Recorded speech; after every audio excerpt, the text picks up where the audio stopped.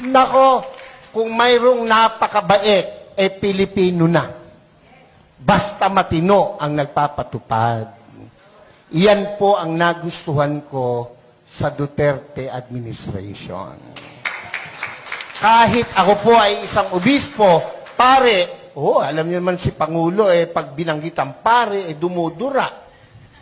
Hindi naman ako kasali doon. Ang katwiran ko, hindi naman lahat. Hindi ako kasali doon. Binabanggit ng Pangulo, pera si Bishop Perez. Noong ako po'y nag-aaral, paborito ko pong guro, may katapangan. Abay, nakikinig lahat ng kaklase ko. Pag ang guro ay napakabait, naglalaro yung mga klase ko. Walang matutunan. Nakuha niyo po bang ibig kong sabihin? Sigurado, ang mabait, ang pinsang buo, katangahan. Ako po'y nangangarap na ang Duterte mabalik. Pansinin niyo, noong panahon niya na nakaupo, mga politiko'y takot na gumawa ng mali.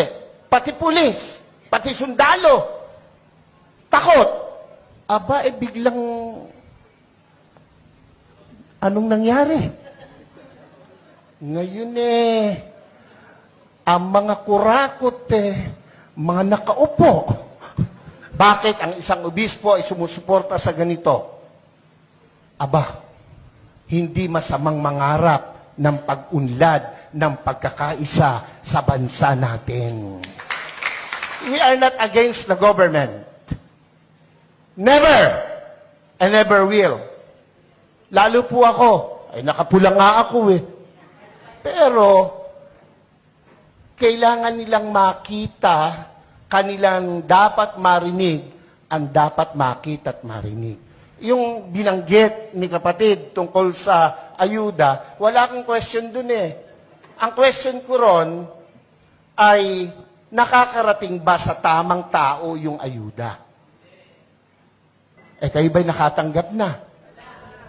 Kaya kayo magrarally, hindi pa kayo nakakatikim. Ako po'y nagbibiro lang, pero iyon po'y katotohanan. Kung iyan napupunta sa tama. Naran po ba kayo? Hindi ako against dyan, pero dapat tama ang binibigyan. Hindi tayo papayag na hindi natin iparinig, iparamdam, ipakita ang dapat nating ipakita sa bayang Pilipinas na ating minamahal. Ako po, kahit obispo, nung panahong iyan ay lumalaban, ako po'y kasakasama. Ako po'y nangitim. Ako'y inalukan na maupo sa kabinet. Hindi ko tinanggap. Ang gusto ko'y makita siyang namamahala. Kung anong ginawa niya sa Davao, gawin niya sa Pilipinas. At ginawa niya sa Pilipinas.